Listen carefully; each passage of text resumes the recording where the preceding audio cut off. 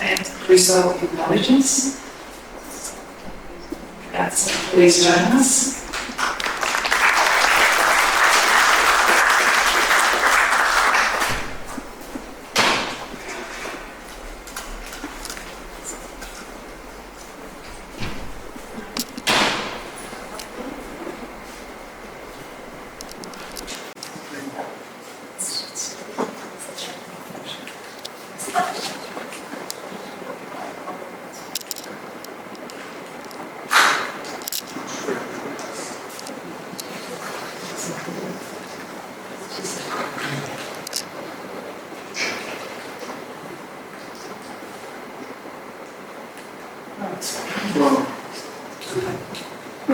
Okay,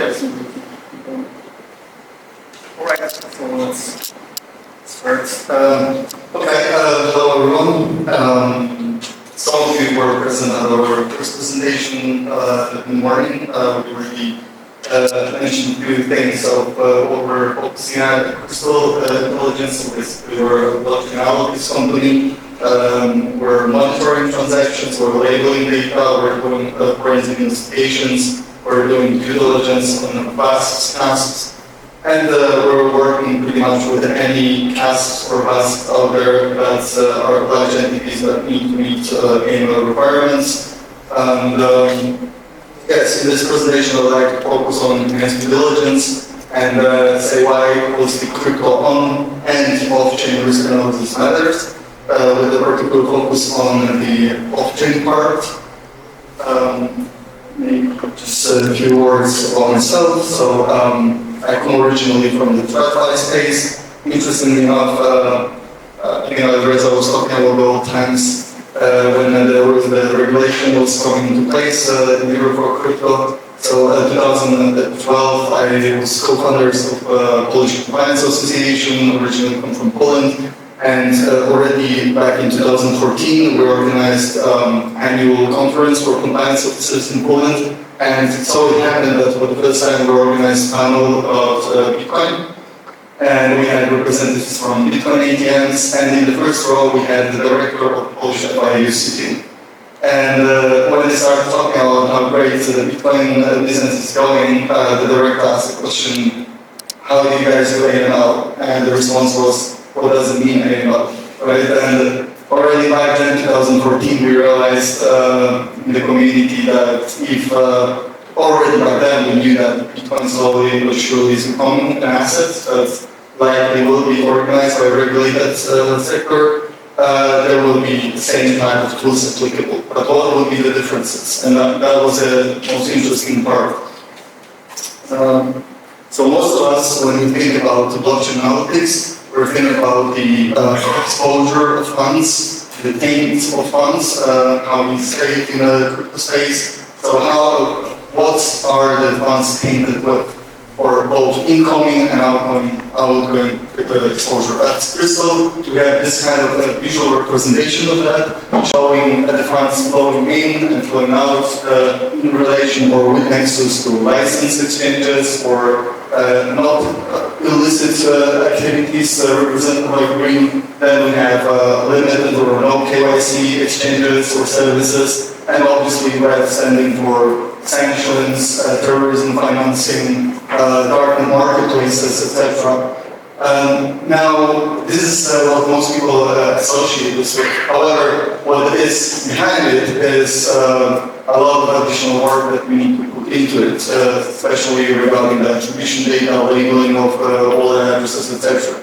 This is pretty much basically what we mean by blockchain analytics. We want to structure the pseudonymous data that would otherwise look like this, and we want to give possibility to provide evidence to all pieces of data that we reveal to the users of the platform.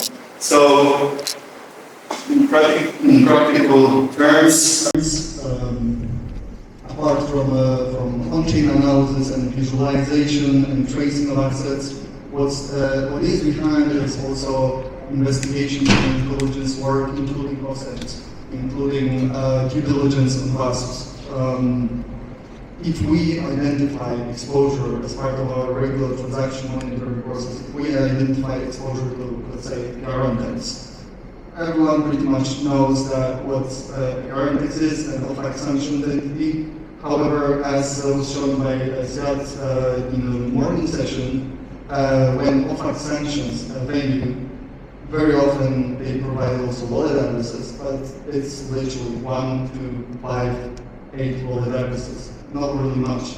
And the amount of funds that are related to it are very low as well. So what the work we're putting into off-chain analysis and on-chain analysis is really to identify what's behind it, what are the links behind it, what are the connections between sanctions exchanges or risky exchanges and other venues, and obviously also identify where the funds are going, right? And at which moment of time the exchanges should freeze the funds and report if sanctions evasions or tax evasions or terrorist financing schemes to the authorities.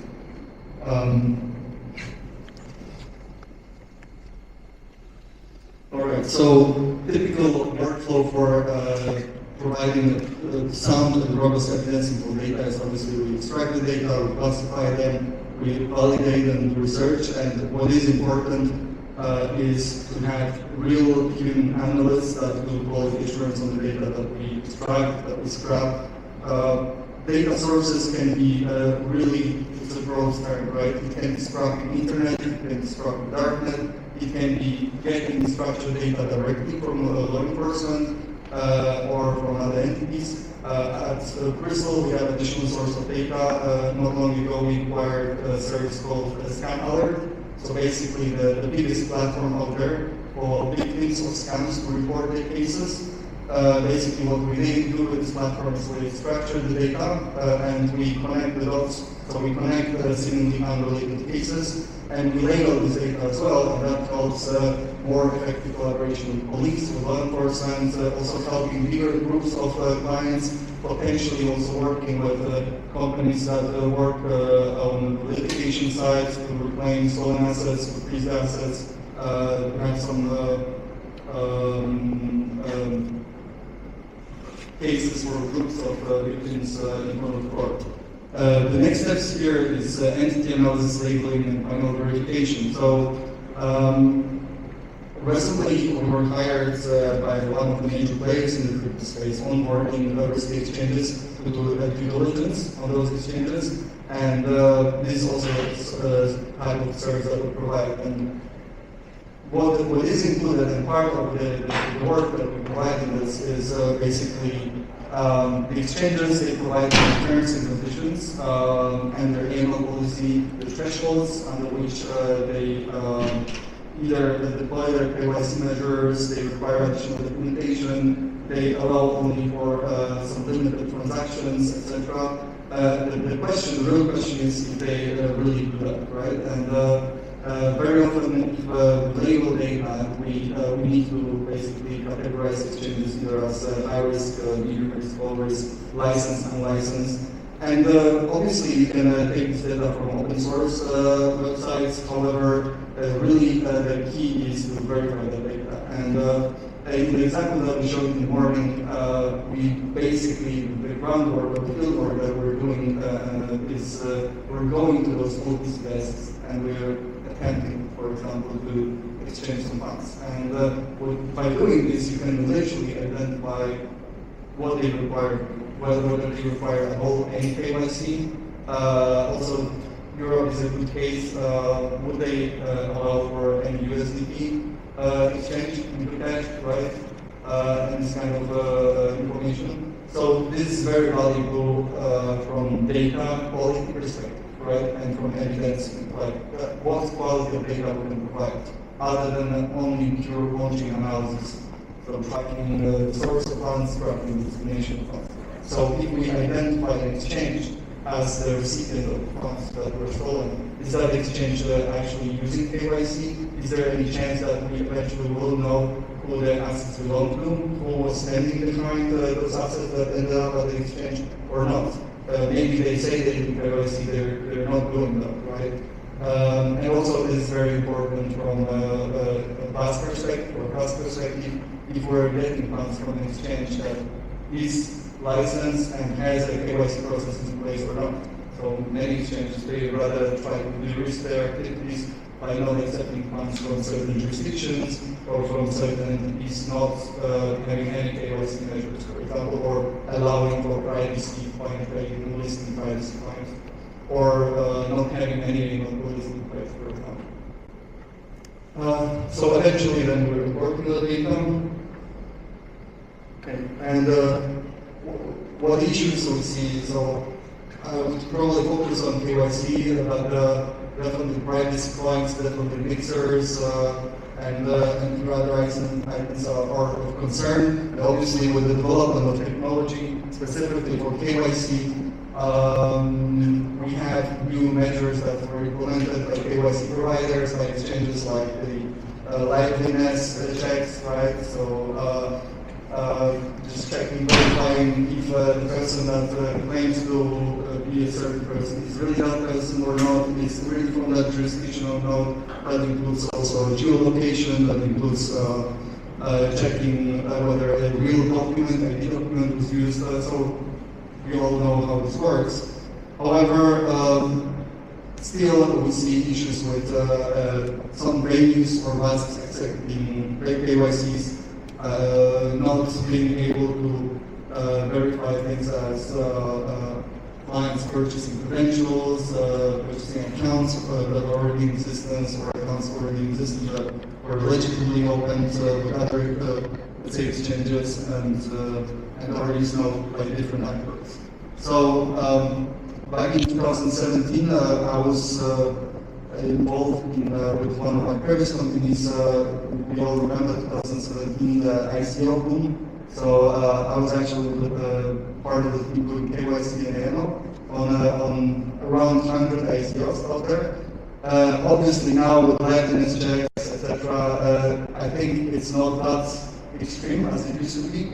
But literally back then, the KYC documents that we were receiving very often looked like this. People were as bold as this to simply attempt using their fake, let's say, names or putting some pictures of some cartoons. And the fact that we were getting this showed to us that many platforms simply accepted. So obviously with ICO boom, everyone just was looking to onboard as many investors as possible, right? So they just wanted to accept funds and they didn't care that much. And as a matter of fact, believe us or not, we still see those cases, right? So we see still that it's possible at some venues to literally open an account with a firm. Because if they don't have and are not using proper KYC tools, don't use any liveness checks, you can open pretty much an account on a person, right? And make up a name.